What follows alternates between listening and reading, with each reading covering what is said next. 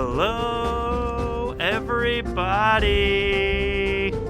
Turn this up in my headphones, Charles. Classic, man. Never change. Just do it now. Never change.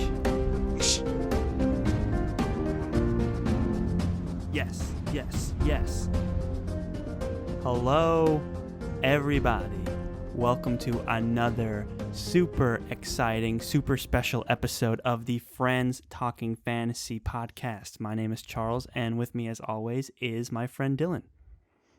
Hey, Charles, can you run that back one more time? The song. Are you serious? Jam, right? Are you serious? You want me to run it again? Do you know I really think that this podcast should just be a loop of the intro music, and then at the end we should just play the outro music. Yeah, I mean, the intro music is a banger. The outro music is solid also, man. I wouldn't blame it. When we found that music, we just heard it and we're like, these are the tracks, you know. I think we found the outro first. We were looking for an intro, right? And we were like, we like the song, but it's not the intro. And then it was like, yo, that's totally the outro. And that's our exciting story. Yeah. But it was one of those things where we heard a bunch of tracks and we very quickly decided that these were the ones we wanted to use. We thought it was going to be a longer journey. And that's right. Instead, landed on it pretty quickly. But we've got a relatively long journey, I guess, to discuss today, Charles. Maybe. Journey is the name of the game here. We've got our continuation of our Lord of the Rings discussion. We are now on Book 2, The Two Towers. So, very huge moment for any fantasy podcast would be their Lord of the Rings series discussion. Yeah, we're joining the ranks of every other fantasy podcast out there by discussing the Lord of the Rings.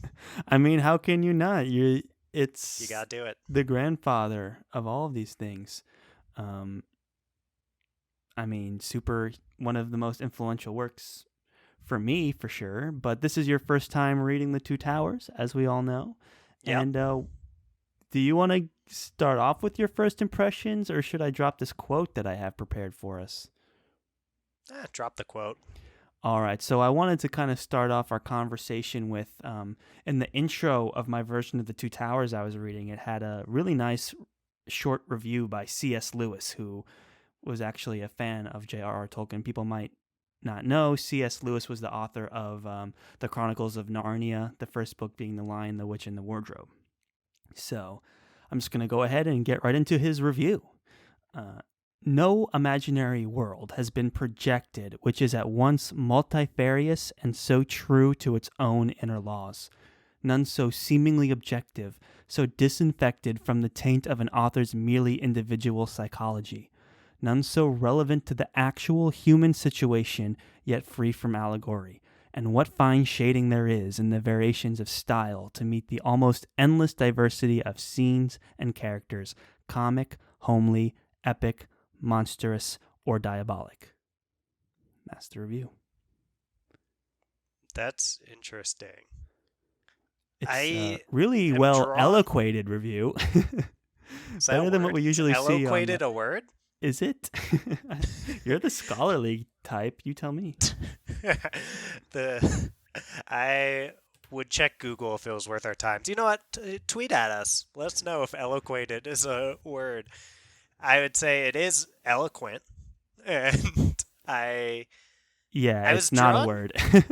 Oh, you Googled it? Yes. It comes up with, did you mean eloquent? Or Ali quoted, A-L-I. Did you mean Ali quoted? I did not. Oh.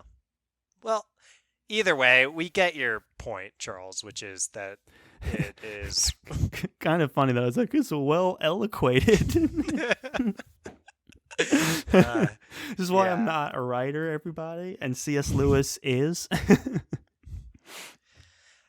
Or was? I was drawn to this line, so disinfected from the taint of an author's merely individual psychology, because I find myself wanting to push back against that as a taint. Like it's tainted. I guess when I think of my favorite author would be Joe Abercrombie, and I would say that his individual psychology is what makes those books so unique and Yeah. awesome in a way that no other series has been able to capture. So I That's don't know if it's a fair. taint. I would say that like this is kind of old school. I don't think these guys would have been ready to read something by Abercrombie fully, Probably not. but I do. There's a lot I like about that line. I think what he was getting at was like it wasn't so obviously an author trying to project his own beliefs onto people. Like Tolkien went out of his way to create characters that have different opinions and psychologies. Essentially, very empathetic.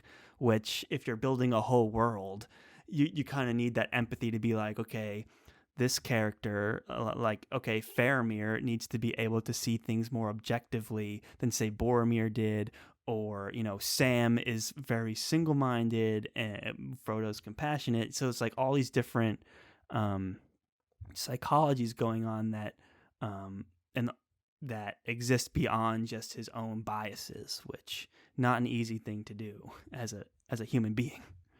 For sure. And I see a lot of the value in what Tolkien is able to provide in The Lord of the Rings with just his ability to convey such a fully realized world. And maybe that's part of what C.S. Lewis is getting at here, where we talked in our last episode about how a lot of authors nowadays think, hey, I'll show them the tip of the iceberg when it comes to my world building and let them assume that there Yeah. is a whole lot of iceberg underneath, even if I didn't put in all this work beforehand to actually flesh out what's underneath the tip of the iceberg, which makes sense from Right. a pragmatic standpoint. But the idea of being in the Lord of the Rings world while you're reading these books, there's something you just can't replace by only showing the tip of the iceberg that Tolkien has here. And it's amazing to think that it came from just one person. Like one person's Oh, imagination yeah. created this whole thing.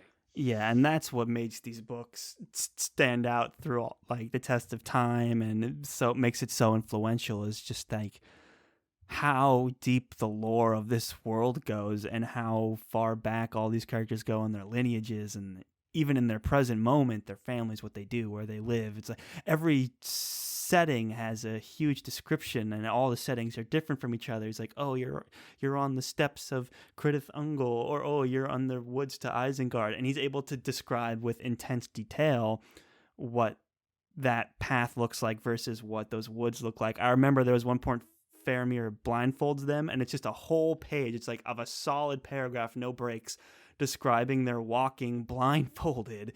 He's like, and then they were like started to descend, and he could feel the rocks, and I was like, oh my goodness, like how much did this guy visualize in his head before he set to write this down? And it's that idea of putting like these works of fantasy get life breathed into them when all these details are kind of worked into it, where it's not just I came up with this situation because it's a cool situation. It's like, no, this is like a inevitable long growing journey that we're on that's taken place over thousands of years. So it's just that kind of aspect to it that makes it so easy to kind of get lost in and enjoy. Well, Charles, that's well eloquated for sure. Thanks. And I I'm wondering, as you're talking about this, I know you're a huge Lord of the Rings enthusiast. Hmm. The This is your third read of the books, Yeah, right? And you've watched those movies countless a bunch times, of right? times. Yeah. And I'm wondering, do you feel like that's something that's missing from modern fantasy? When you read more modern works, are you feeling like you'd like to see people putting in more effort into fleshing out the entire iceberg instead of just the tip? That's an interesting question.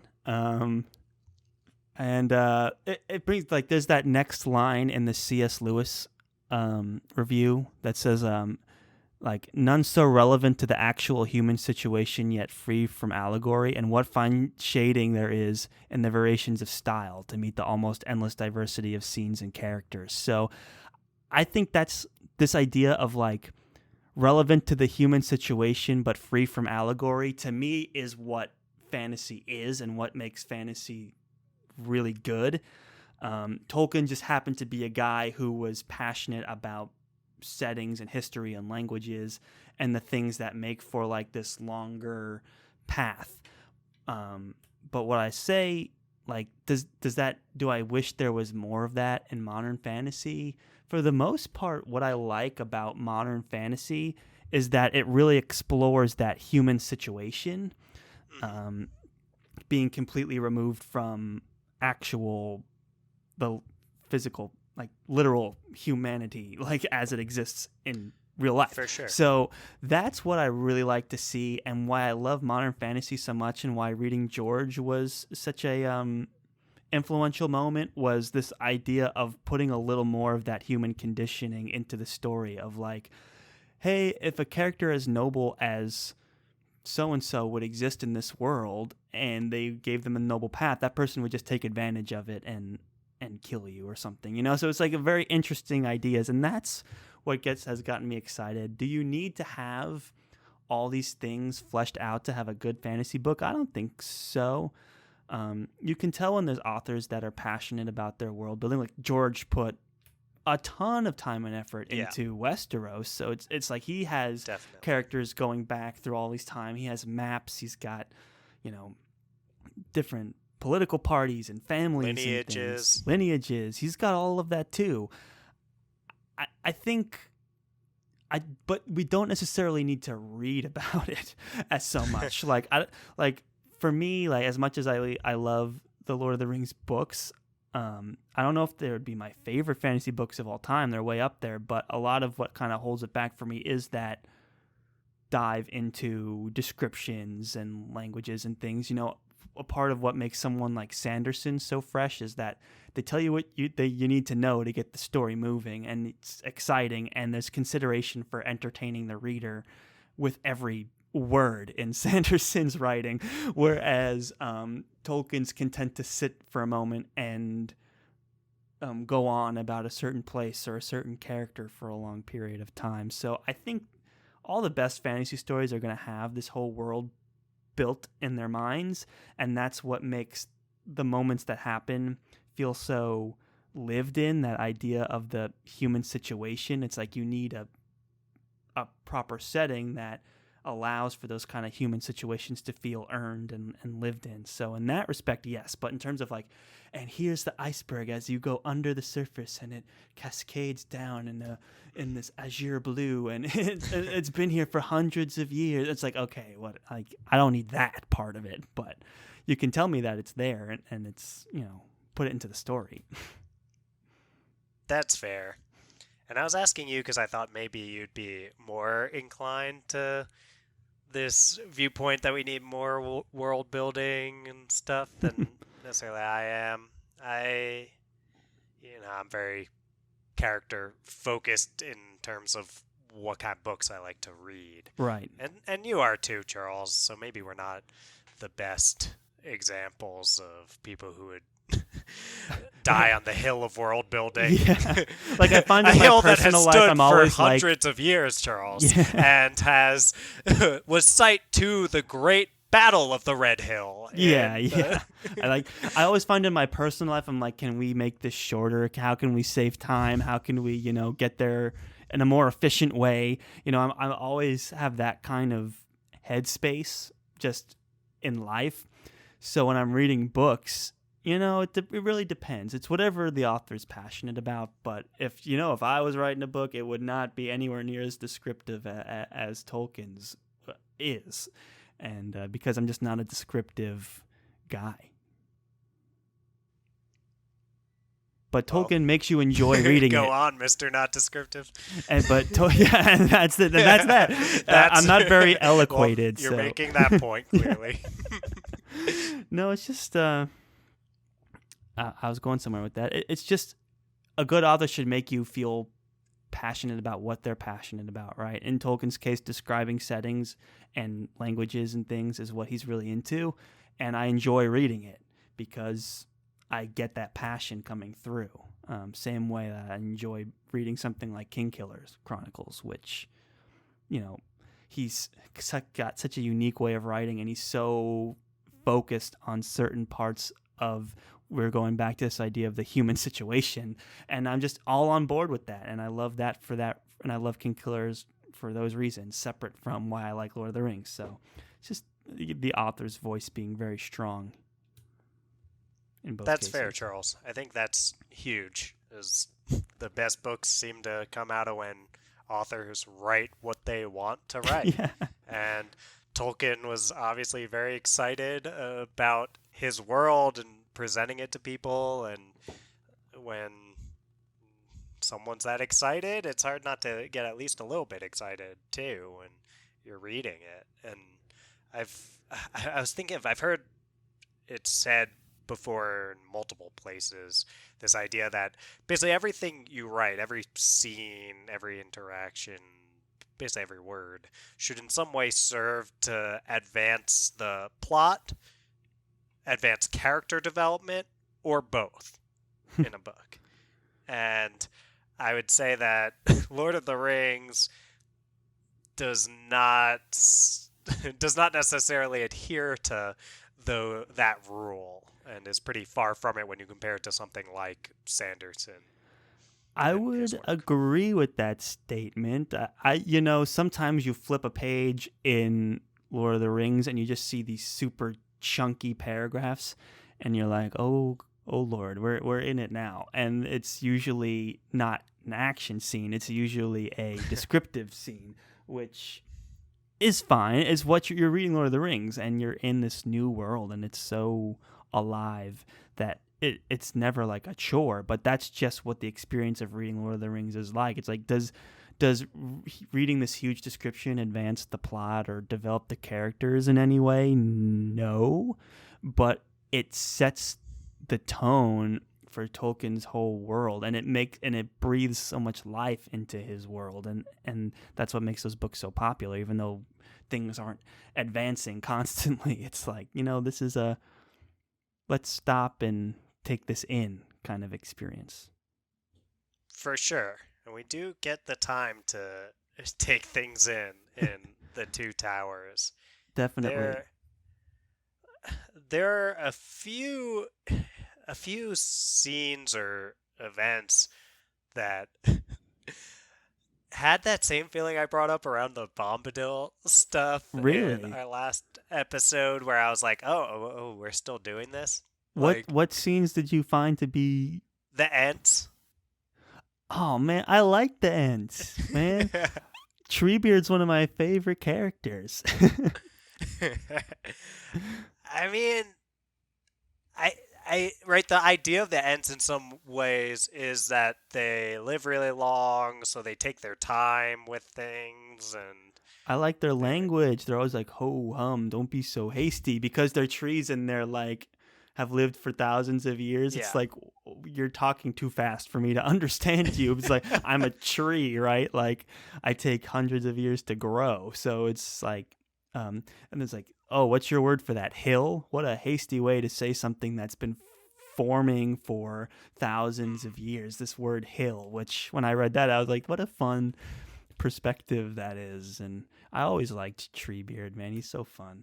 He's like trying to learn about hobbits, and then he's like they have that whole super long meeting. They're like, we're decided you're not orcs. It's like, oh god, we're gonna be here for quite a while, So the moments like that I thought were really fun. Yeah, I mean, I don't have complaints or these anti-Treebeard takes to lay on you, Charles. I think sometimes I can just get a little bit impatient. I'm not a tree. I'm a person. I got only so much you're time, hasty. Charles. You're so hasty. I'm hasty. Yeah, I don't know what to say. You could perhaps, C.S. Lewis might say you're adhering too much to your individual psychology. My entire life is about individual psychology. So I would not be surprised if I'm falling into being too entrenched in the idea of individual psychology, as that's what I And study. I that's a huge reason why I never really pushed these books on you over the years. I was never like, dude, don't talk to me until you've read Lord of the Rings. Or I never was like, you have to read Lord of the Rings. I was always like, I like them. I recommend you read them. But you can correct me if I'm wrong on this, but I never felt like I pushed them at any moment or said you would love Never. these. I never tried to hype them up for you. And a lot of it is for that reason. I was actually relieved a bit from our last episode that you had liked it as much as you did in the last episode. I was like, oh, thank goodness, because a part of me thought you weren't going to get much out of the experience from all the descriptions and the songs and the poetry and kind of these almost like I'm trying to come up with the right word for these kinds of characters like Treebeard, where it's not silly, but they're just kind of like whimsical, like Hmm. whatever that word is, where they're just like fun characters. They aren't necessarily like contemplating the human condition or anything like that. They're not faced with these like morally ambiguous dilemmas. Everything is very much good and evil, and the good characters are super good, and they're eloquent, and they're verbose, and they're not that kind of conflict that I know you kind of like to go for, and they're not that complex in terms of their psychology, which is what I know you're looking for as well. I do love a character with some inner turmoil, and as Treebeard is not that character. not a lot of inner turmoil going on for Treebeard. But he did have that moment where he's like, "These trees were my friends." It's There very. was that moment. He had to decide to go to battle. He's like, "Oh, I'm getting a little hasty myself." That does happen. Well, I'll say something that I did really appreciate in the Two Towers was that we got a lot more Schmiegel or Gollum. Oh I don't know yeah. what the proper way to refer to him is among actual big It Lord of the depends Rings on what mood fans. he's in, I guess. Yeah. Gollum, Schmiegel. I'll just call him Gollum. It's a cooler name. Yeah. Well, I'll go Gollum then. I appreciate that we got a lot more time with Gollum because definitely holds up as my favorite character Mm. in anything I've experienced Lord of the Rings Oh wise. yeah. The Gollum It's moments really shine in this. I mean, I said there were a few times where I would start to like, oh yeah, like we're still doing this, and every time we would get some Gollum scenes and some dialogue with Gollum and him and Sam going back and forth at each other. Yeah. I was way more alert. I One of the things I loved about this book was those voices. Like to read Gollum, like Gollum, it's hard to think that that character was written like in the 50s or even earlier Yeah. when Tolkien was working really hard on it. They were published in the 50s, but it's like that character is so fresh and so individual and so unique. And reading him, he just pops off the pages where he's like, "My precious Gollum." Like I think that writing was a huge influence for Andy Serkis, who plays Gollum in the movies, where it's like he did such a fantastic job of bringing that voice onto the screen. It's just how it was written is it's written exactly like he portrays it to me almost. It's like that kind of conflicted language where he's constantly like sputtering, saying weird things. Like he Hmm. goes in and out of being like this kind of manic, more Gollum than Schmiegel, more Schmiegel than Gollum. He's like going back and forth. Such a fun character to read. And that's what I liked about Treebeard. Also, these different voices, these voices so far and away from what a normal human being would sound like. It's like these totally fresh original takes on like brand new creatures, because like elves and dwarves and men, they all kind of speak the same, but Gollum is speaks in a totally bizarre way. It's like really interesting. Such a great character. What's incredible is that even looking back now, there's nothing about Gollum that I feel like has been replicated to the extent where he doesn't hold up as well as he'd like to. I Right. know he There's no talked like about, Gollum trope. yeah, it's like I'm sure it's been replicated There's like many characters that times repeat in. their names like over and over Mhm. and stuff, and they are kind of silly or unhinged in some way. But Yeah, yeah, Gollum lives in his own. He's such a unique character. for sure. And it's amazing that no one's really been able to capture that Gollum bit or even really like expand upon it, right? There's ways, I don't want to spoil anything in Joe Abercrombie's work, but there's just ways in which you can see him giving his own take on certain characters. I guess I could say without it really this being a spoiler that the way that Joe Abercrombie presents Baez is kind of a different take on the wizard archetype that Gandalf is basically the That's person that fair. Yeah. all of this is based on. And I won't say in what ways Baez differs, but very much so in a way that's very clearly a subversion and a twist on something that Gandalf was, that feels like it takes things in a different direction that's interesting and kind of expands upon, standing on the shoulders of giants type of thing. Right. But I don't see these places where people have really stood on Tolkien's shoulders and been able to see farther down the Gollum path. And Yeah. Gollum holds up so well. Gollum Still so holds interesting. up better than a lot of characters in this. He's just so unique, and the whole situation that the hobbits are in with Gollum is an interesting one as well, where they're like, we need him, he's our guide, but he's also like basically like a feral animal at the same time. So it's like, and we can't really trust him, and he might be treacherous, and Sam doesn't trust him at all, and Frodo Yeah. like is more compassionate. So like the whole dynamic between the three of them is super interesting, and then they're like obligated to protect him when they run into Faramir. So it's like a lot of really interesting. Like he's got some innocence to him as well, while also being the furthest thing from innocent. It's like really, he's such an interesting character. He's got a lot going on, and he's used in almost every conceivable way. He's portrayed in every way as a human being could be portrayed. He's crazy, but he's conniving, and he has like quips, and but he's also innocent, but he's also plotting their deaths. It's like really bizarre. Yeah. I have no idea how Tolkien was able to conceive a character Yeah, when like you think of like a Gollum. professor in like the 40s and the 30s, like Yeah. trying to write fiction, you wouldn't think they'd come up with a character like Gollum who's very off the beaten path. Well, very much holds up. And as someone who'd only watched the movies and now was reading these books for the first time, to see how clear and distinct Gollum's voice is in the books and how much it was pretty much just taken directly by Andy Serkis, like you were saying, Yeah. Charles.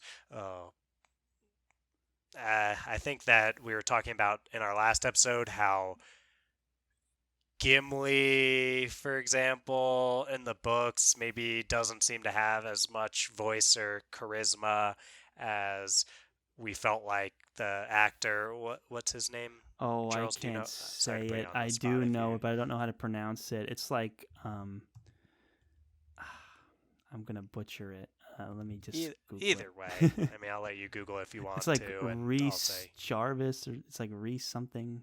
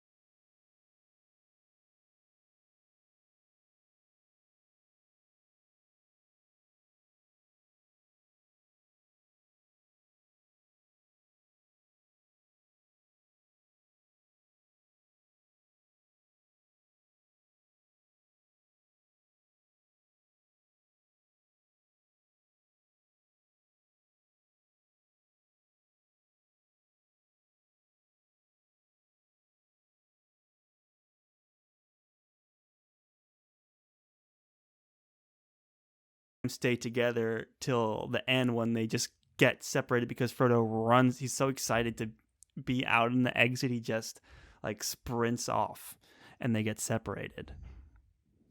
What did I think about that The as a different, like the difference choice, the between? creative choice, and like does one succeed more than the other, kind of a thing. Because it is a Well, really deliberate departure from what Tolkien yeah. wrote to be like, and then Frodo loses trust in Sam and decides to walk away. It's like that interesting. I don't think that was necessarily an improvement. I think the books probably do this a little bit stronger. The thing about the movies I really liked is I felt like they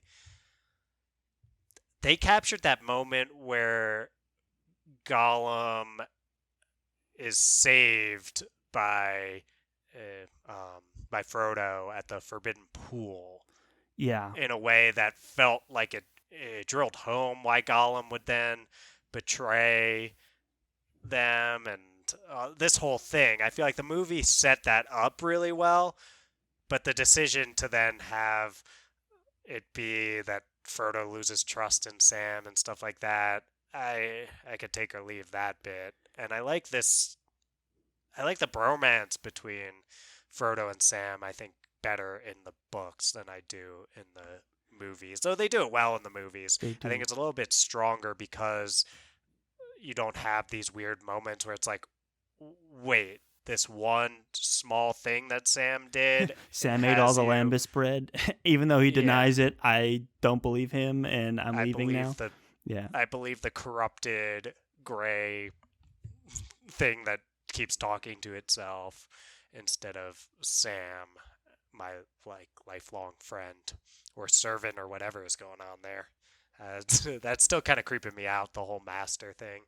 yeah. I think that's just like old school. Yeah. The idea that like he was his gardener, so Frodo's the master. It's like something that doesn't really fly in a modern Americana, but in ye old England, I'm sure it's not a huge deal. And Sam doesn't seem bothered by it at all, and No. um, not language that I would use, but it is unusual to read that. It's also unusual to read things like Frodo. He rested his head in his lap, and they were like holding hands and stuff. You're like, yeah, it's a different take on this idea of their relationship. Like today, people would be like, "Are they a couple?" But I think it was very much written in like a like we're at the edge of the world and we're the only two good things just in this whole land, and we're just holding on to each other. So Mm. very interesting. Yeah, I think it's a very this isn't going to be a huge take that no one's ever said before, but I think that the Sam Frodo relationship does a good job of portraying just that really genuine, loyal friendship in a way that maybe is being subverted so much at this point Right. that It's such like it's an nice to see honest, it done vulnerable moment, uncynically. because it's not like they're always like that. This was just one moment that Tolkien wrote in towards the end of this book where they were like, um, it was almost they were just kind of like embracing each other more as they were approaching the gates of Mordor, right? So it just was really interesting. I always envisioned what it would be like if you were like sharing a foxhole with someone in World War One, and you thought you could die at any moment, kind of a thing. And it's just like you have that bond between you. It's not romantic, but it is love. And it's just something that Lord of the Rings, that relationship between Sam and Frodo, that I've always really liked, that you don't really get a lot of in more modern stuff, is this idea of this kind of this vulnerable love between these two people that's not necessarily romantic or subverted in any way. It's just like two people at the edge of the world, so like overwhelmed with grief and impending doom, like they think they're going to die. They don't see how they could possibly survive this. They're not even worried about getting fresh water anymore. They're like, well, we'll worry about that if we ever make it like through the gates. Like if we run out of water, that's the least of our problems right now. So those kinds of moments, you're like, whoa, they are in in the thick of it. So those moments I thought were really touching and fresh for me. But I imagine it would be very common in like fields of war or something. Well, the closest that we have ever gotten to that, Charles, is probably when we climbed Mount Doom. Yeah, for sure. Yeah. And hey, there's something we can relate to there, and not just because of I can totally relate setting. to Sam and Frodo's plight. You know, instead of Lambus, we had Cranberry Delish. And instead of Gollum, we had Derek. Absolutely. Dude, what a great that trip was more metaphorical than I thought. Yeah. You know, we visit Middle Earth, we climb Mount Doom, and we're basically, well, who's Sam and who's Frodo then? Oh, that's a good question. Uh It could go either way, honestly. You know, some days I feel like the Frodo, other days I feel like the Sam.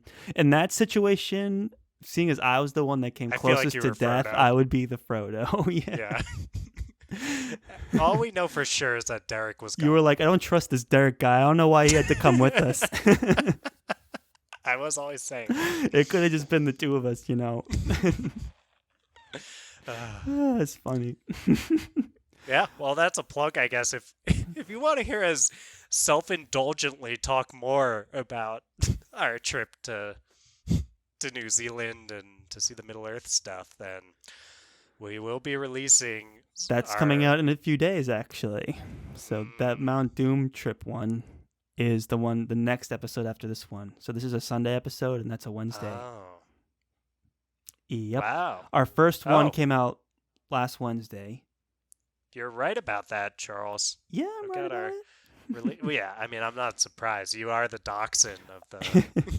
Thank you. I mean, we did plan crew it that way, right? That was the whole point of these things.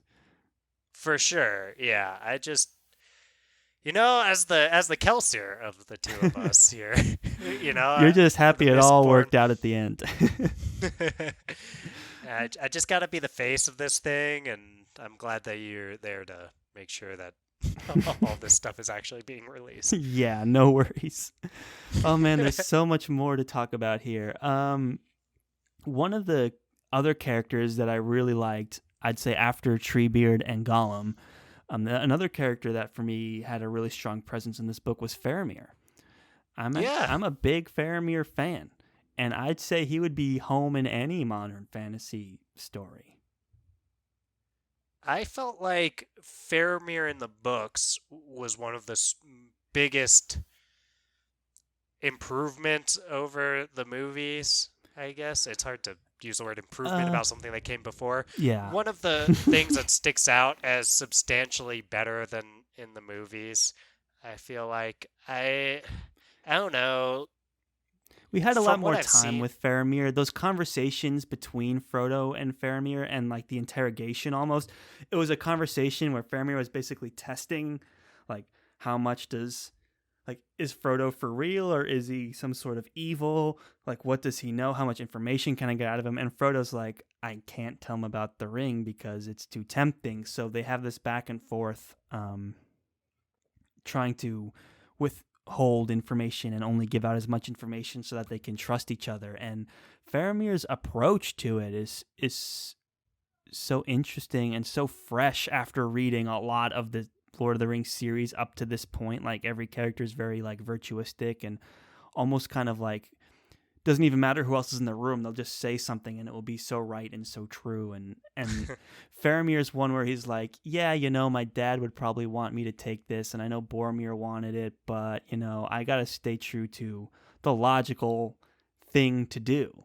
And there was a good line when they were departing where it was either Sam or something where he was like, you know, some people are more like elves or whatever, but you're more like a wizard. It's because of the way he had his critical mind on, and he made an unpopular choice, but he knew it was the right thing to do, just objectively.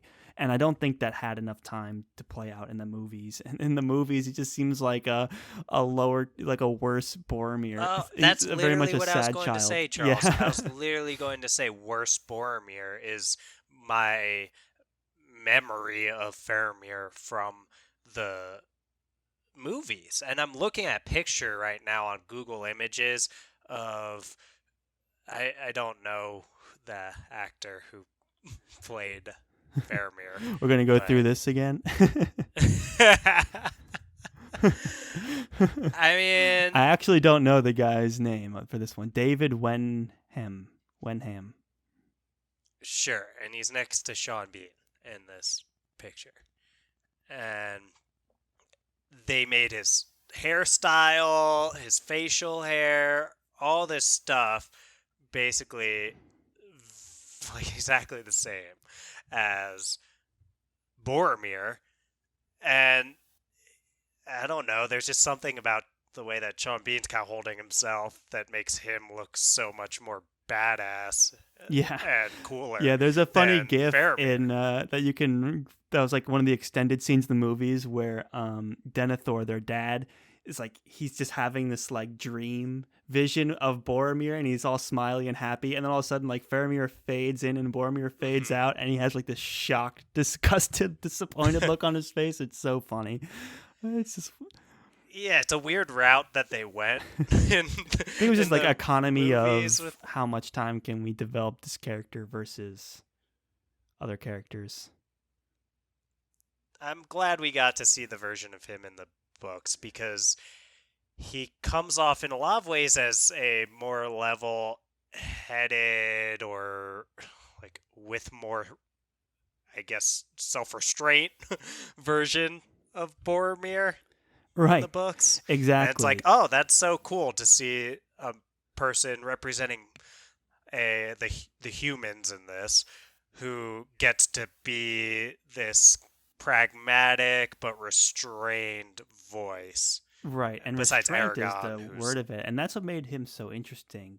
This book is so full of these epic characters, and this is like I'm the second born. I'm not like the grandiose hero, and there's more than just being like noble and true. There's like, well, you have to be kind of realistic about these things, right? You have to be like pragmatic and like as the great Logan Ninefingers said, yeah, Charles. exactly. And every Kelsier needs a dachshund, you know. So and Faramir is very much that like he's not charismatic enough to be Boromir, but he is certainly pragmatic enough to be a good leader. It's just a different take on it, and that's what made Faramir so interesting. And all those scenes where they're together were so much fun for me to read.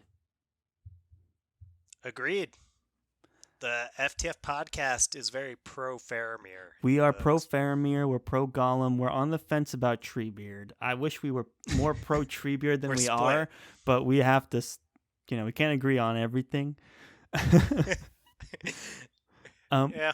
but let's talk some more about the first half of this book because the book splits itself very clearly. I mean, Tolkien wrote 6 books and then they got grouped into, 3 books. So in the Two Towers, we have 2 separate books, and they were originally going to be called. Let's see if I have it in my notes here. Yes. So one was supposed to be called The Treason of Isengard, and the other one was The Ring Goes East.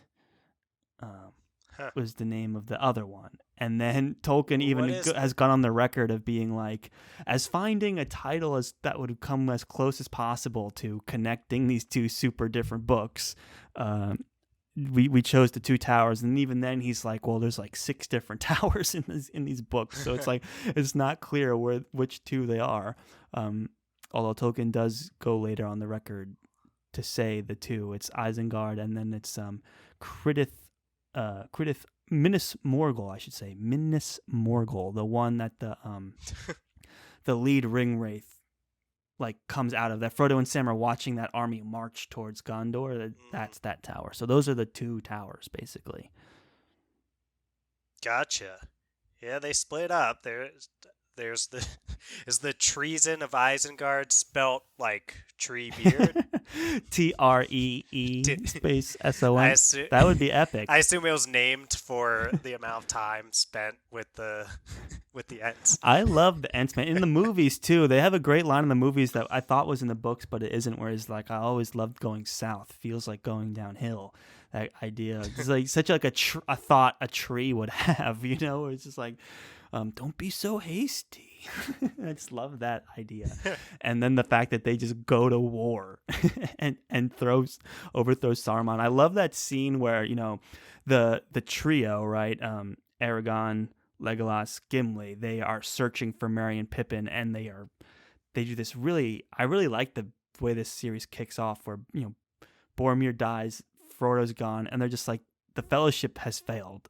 All we can do now is try and save who we can, which was Merry and Pippin, which I thought was kind of a noble thing to do. And they go on that epic long run over days, which is another cool thing that happens in these books. The first time they see them, they're walking up with Gandalf, and they're smoking on like the steps of Isengard, being like, "Oh, hi guys." that was one of the better scenes in this thing, I think. Yeah, it's like you want, because it's described in a way where it's like they saw two like figures lying down, and then Gimli's like, whatever. "You are here. We find you here, smoking and eating." It's just. It was one of the few moments of genuine like charm and humor that these books kind of allowed, which I thought were so good. I love those moments. In the movies too, they're really fun too.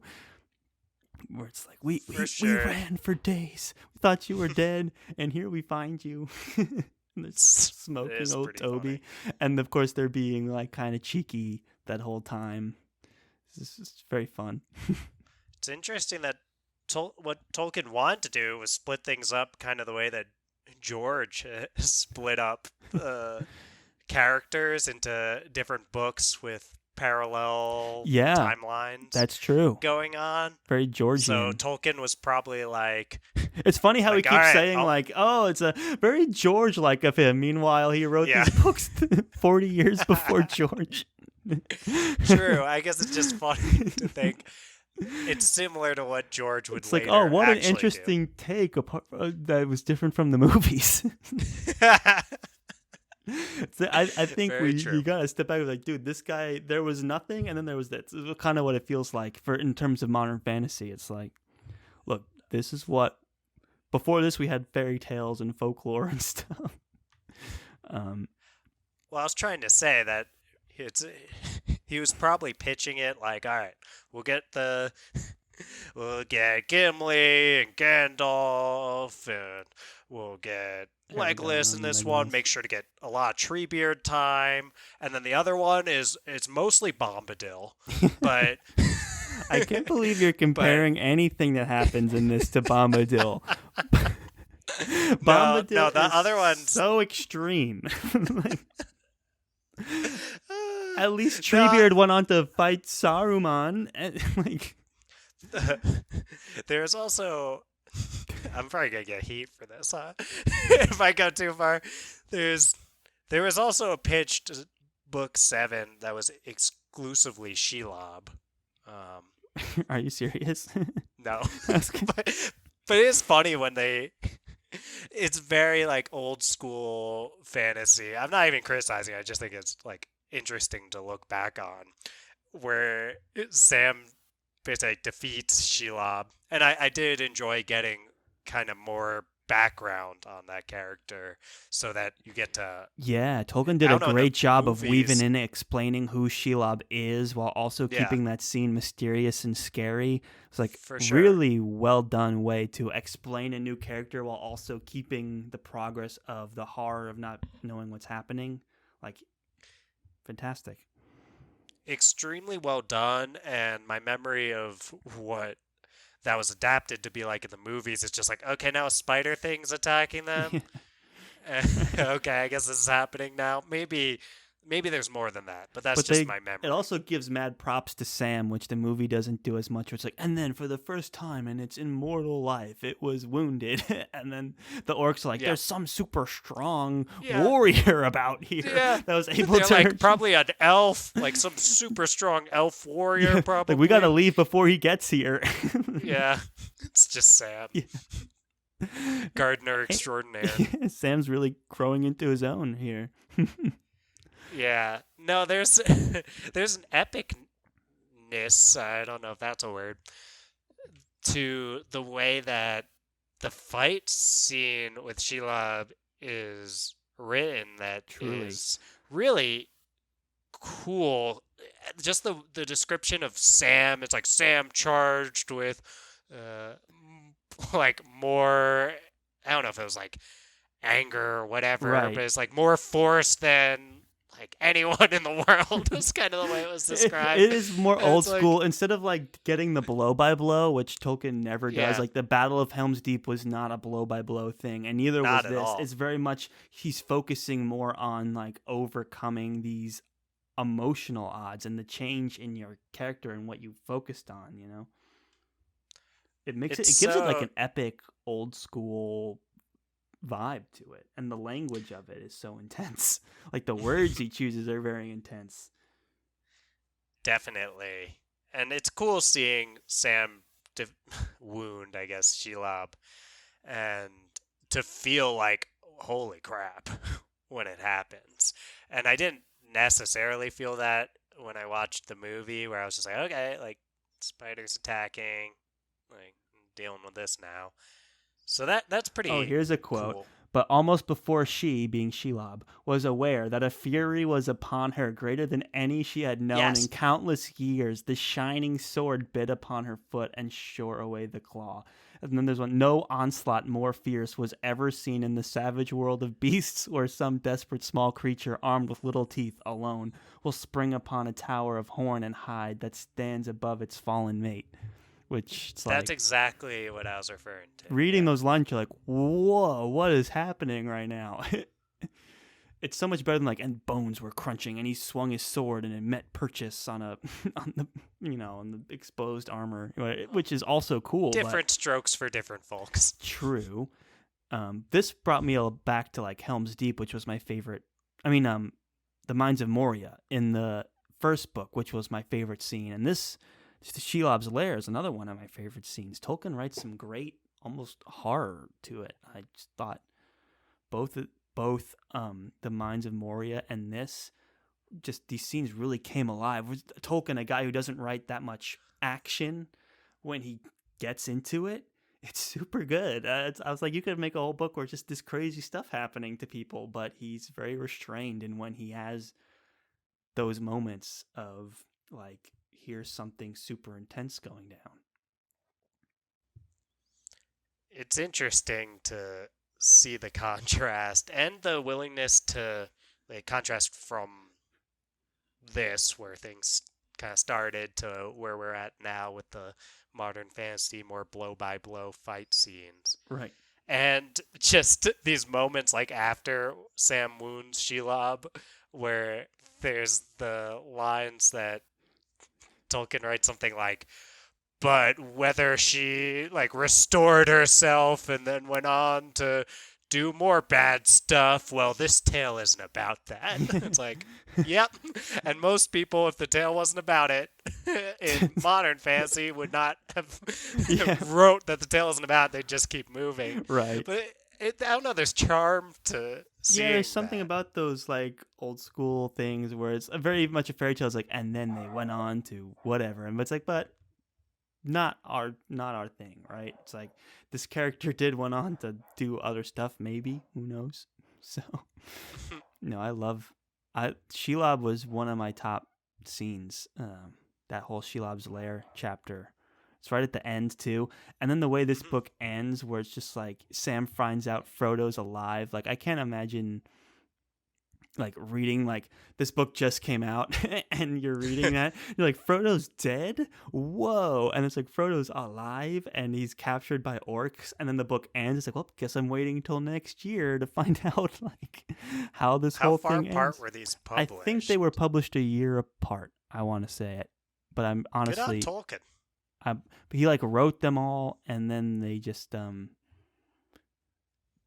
question was how they were gonna bind them together and release them. Very Abercrombie of him. Yeah. To throw back. Yeah. He must have been drawing from his influences, like Joe Abercrombie, who Yeah. also writes all. Yeah, it's very Abercrombiean of him. He has a lot of Yeah. Georgisms and Abercrombieisms in him. Yeah, it's you gotta draw from the greats. Yeah. And It's even if amazing they that he's haven't, doing all the things that these current authors are doing, you know? for sure. It's it's funny because some of these things that Tolkien was doing back then, I think people moved away from and then started to realize, hey, You maybe it know is a what? good I had idea if I another can. funny thought when I finished this book. I was like, "Well, this is very much like Empire Strikes Back. This is like very Empire of this trilogy." And I was like, "Wait, this came It out like is. 20 years before Empire." Yeah. This idea of like the middle chapter being the one that ends in this defeatist style, where kind of like Empire Strikes Back, where it's like spoiler alert to anyone that hasn't seen Empire Strikes Back, where he loses the duel to Darth Vader and loses a hand, and Han Solo gets frozen, and then it just ends, and it's like a downer. That's very much what's happened here. It's like For Frodo's sure. being taken away by orcs. He's incapacitated, and Sam is all by himself, has nobody, and that's just how this ends. And it's such a crazy way to go out.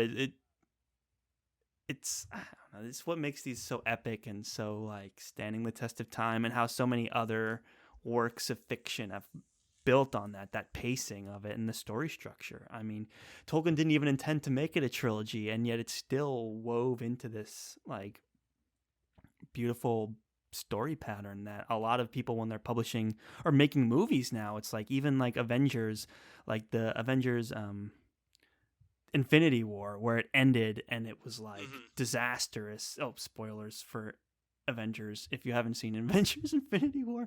But that had an ending very much like Empire and very much like Two Towers, you know. And then you have the final one where it's like, what kind of book is it where all the main characters actually lose, but you do have those moments, and that's what modern fantasy spins that a little bit, but It's interesting to think that there could be people out there who, because they are listening to the tiny Friends Talking Fantasy podcast, and haven't, could you imagine they if I got to that spoiled Star before. Wars or I know. or Infinity War with the someone? Well, I'm just thinking of like, I don't want to call anyone out. We're thankful for any listeners, and we're honored if you got around to listening to this episode of the FTF podcast before getting around to Avengers Infinity War For or sure. getting around to Empire Strikes Back from Star Wars.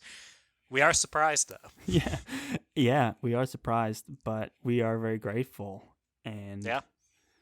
yeah, I mean, what a great like middle story to a great trilogy, honestly. I Mm. I I like this book a lot more than The Fellowship. For me, The Fellowship, especially in the beginning, dragged so heavily. And while you could say there's moments in these that felt kind of draggy in terms of like going into description and stuff, it has some great action pieces, and it moves the story in a lot less words, and it I don't know. It just, to me, it's building up. Like the stakes are so much higher now. The the idea of Shelob's lair and Faramir and Treebeard, like these are all characters that I really loved, and um, just a great great piece of fiction. And it's like in 150,000 words, no less. I mean, Game of Thrones was almost twice that amount, so it's crazy to think how influential That's just that the first book, yeah, just the first book a was Game of Thrones. 298,000 words was according to the internet, whereas Mm. the Two Towers was 156,000, so just under double.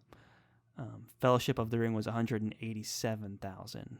I feel like if you took out the Bombadil stuff, though, you'd be back at around 150,000 words. Yeah, but why would you do that, Charles? You got to give something to the book fans, you know? There's really nothing for book fans in Two Towers, you know? A lot of it was adapted Shelob, to movie. like really caring about Shelob, I feel like would be a Yeah, but book fan Shelob's thing to in do. the. But to know exactly But who does Shelob yeah, is, you know, like how epic of a creature Shelob is. Like the feat exactly. of defeating Shelob is a huge deal that you have no idea how huge of a deal it is for Sam in the movies, where it's like, oh, Sam beat a big Spider spider. thing. But it's like, Sam beat Shelob, bro. Like, he beat like Exactly. the personification of evil, and like the second most evil thing in the land besides like Sauron. Sauron's cat basically was, I think, how they said it in the description. So it's like, dude, it's serious stuff. Like something that never like was stabbed before, just got stabbed. So it's like, it's one of those. That's this book Sam is so epic in that way. And movie Sam did all the same stuff. You just don't know it. You know what's interesting for me reading this book too is that there are a lot of meta moments almost that you wouldn't expect from Tolkien. like that so there's moments where Frodo and Sam are talking about like the point in the story they're at. Yes. That's a great moment where he's like, I want to hear the story of Mr. Frodo or whatever. And it's like, what about that Sam guy? It's like, well, they don't know that they're in the story when they're in it, So, no, those are. Yeah, but Tolkien knows he's writing a story. Yeah, well. I think. I mean, unless he's so lost in it. But I don't know. He was writing. I mean, he had meta things. I mean, the Hobbit is basically supposed to be written by Bilbo, right? Yeah, basically. Like, and then he's writing his story in the Lord of the Rings series. I mean, Tolkien was meta before it was cool. He was, and I think people have gone on to be like, how can we take that idea of talking about story structure and the point we're at in the story, and take my story, but break those rules and expectations and things? How extreme can we go with it? Yeah. Well, but and there's a great Tolkien quote in there too. Ahead of his time. I did enjoy that conversation. Besides the interest I was getting out of people in a story talking about their story being told in something as old as this. Yeah, and there's a point where it's like, I wonder what sort of tale we've fallen into, was something that Sam asked to Frodo. And Frodo's like, I wonder, but I don't know. And that's the way of a real tale. It's like that whole conversation where it's, I bet Tolkien was a bit of a silly guy in real life. He had to have been. I would guess that he was. He must have been fun. Well, Charles, maybe the one thing we didn't talk about is Helm's Deep that maybe we should. I mean, in the movies, it's epic, and even like when season 8 of Game of Thrones came out, they're like, this battle will be longer and more epic than Helm's Deep. It's like that's up for debate, but in the books, it was darker. It was. Got him.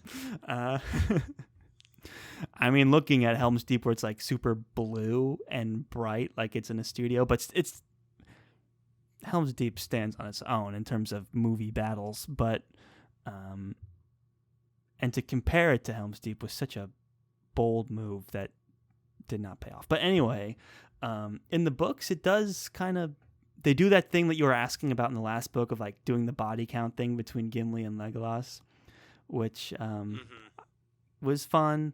And that's a fun thing that came out in the movies, but it was really breezed over. And that's kind of what we were talking about earlier of like, Tolkien doesn't really write action.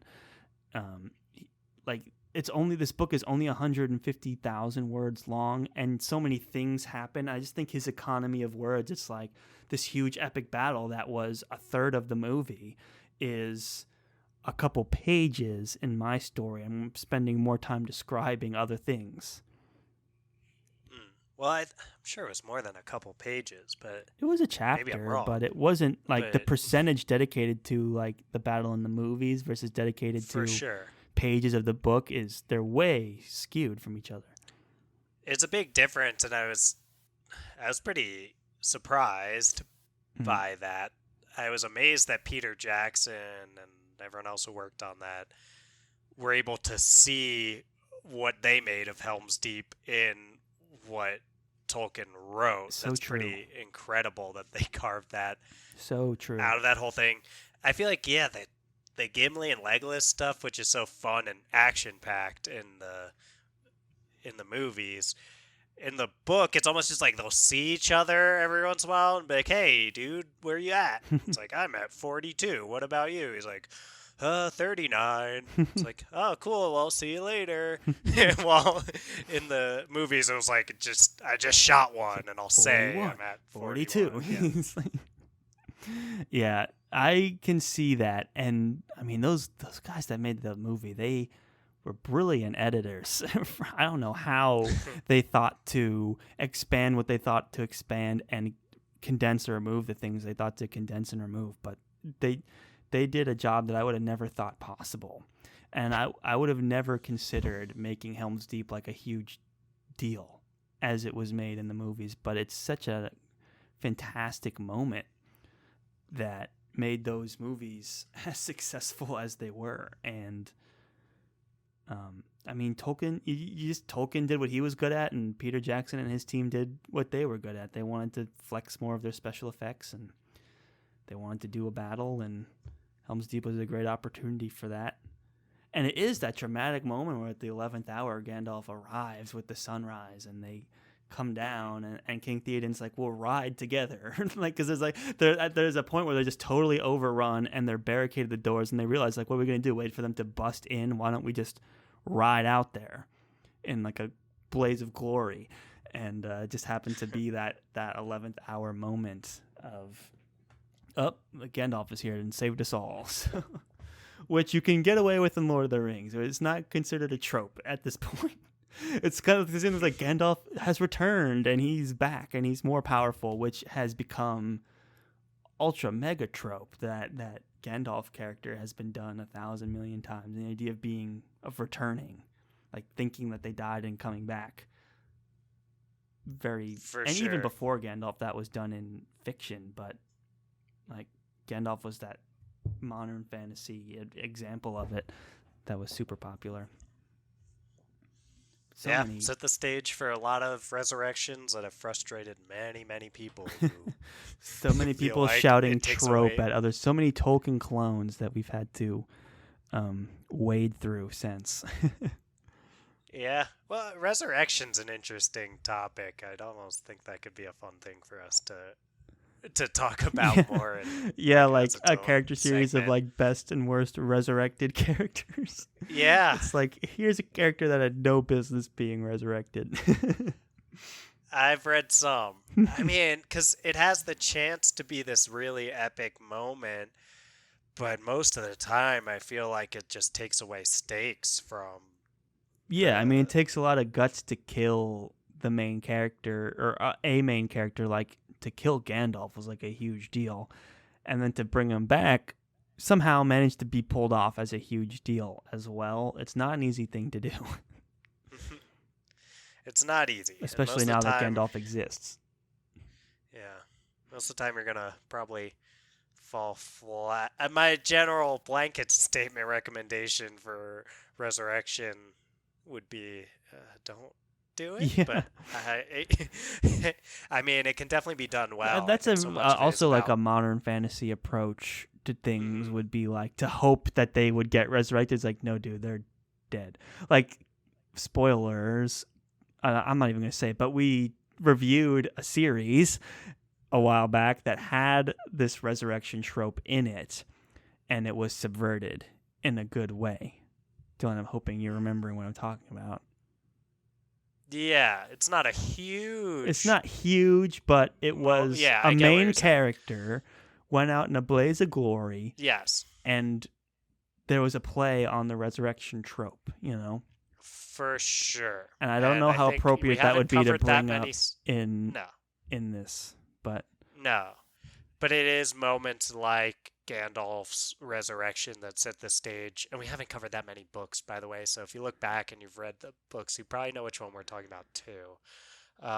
Yeah, but it's not enough that I spoiled anything for anybody. No. And, yeah, it's resurrections like this that set the stage for being able to subvert it like that. And the stage has been thoroughly set. And for Return of the King, too. Now that we're closing out Two Towers. Closing it out, man. these series, you get a sense of it. Oh, there goes Siri. You get a sense that's like the third or fourth time now. We gotta just do a running count when my Siri gets turned on. Charles, since you're the dachshund over here, you'll know whether or not Friends Pitching Fantasy has aired by now, the last one, right? So there's one that we recorded that's coming out after Mistborn. So yes, there's this one. The only other one we've recorded will have aired by now. You mean after Kingkiller? Yeah, Kingkiller. Okay. So you'll know already, friends of friends, that's you, the listeners, that we will be covering Witcher next. And yes. I'm very excited for all the moments where Charles has to discuss Princess Ciri. Oh, Lord. And his phone I'm just going to turn out. my phone off. Or maybe I'll keep it on and we'll do a running count. That would be a funny running count. But that would also be interesting to compare it and see just like the character Geralt versus a character like in Aragon or a Faramir type would compare. Yeah, I mean, I'm very excited to get into Witcher. I know but we're a little before ahead we of do ourselves that, here. we have the grand finale of the Lord of the Rings trilogy. Who knows where it's going to go? Anything can happen. Anything can happen. Frodo's been taken away by orcs, dude, into Mount Doom. Not into Mount Doom, into Mordor. So he is in some serious trouble, and Sam is in despair. Well said, Charles. So I think and we eagerly await. I mean, this is the climactic, poetic, epic finale to one of the most influential works of fiction ever published in the modern times. And you can expect one of the most influential episodes of a podcast ever. We're going to have opinions on it. We're going to have thoughts, ideas, opinions, discussions. You're not going to want to miss it. Don't miss it. Don't miss it. Is there anything else, Dylan, you would want to say about the Two Towers before we go forward into our Return of the King buddy read? No, I think we've said it all. I mean, there's so many other moments that happened in these books, but I'm happy with where we are. And with that, I think I'm just going to get our outro queued up here. So thank you, everyone, for listening to yet another exciting, epic episode of the Friends Talking Fantasy Podcast. My name is Charles. With me, as always, is my friend Dylan. That's me. That's him right there. Do us a favor. Check us out. Check out our other episodes. Visit us on social media. Send us an email. Just Google Friends Talking Fantasy Podcast and click all those links. Rate 5 stars. Share with your friends. All that other stuff. Let's go, team. Friends Talking Fantasy team. FTFers out there. Hands in. Hands in. FTF podcast on 3, Charles. All right. FTF on 3. 1, 2, 3. Friends Talking FTF. Fantasy. Should we try that again? Nah. I don't know. Yeah. I feel like we might not have time. you guys got it, man. With the outro. The outro's gonna run out. We're almost halfway. But that's the part I normally like to end on. So thank you, everybody. Go forth and conquer, friends.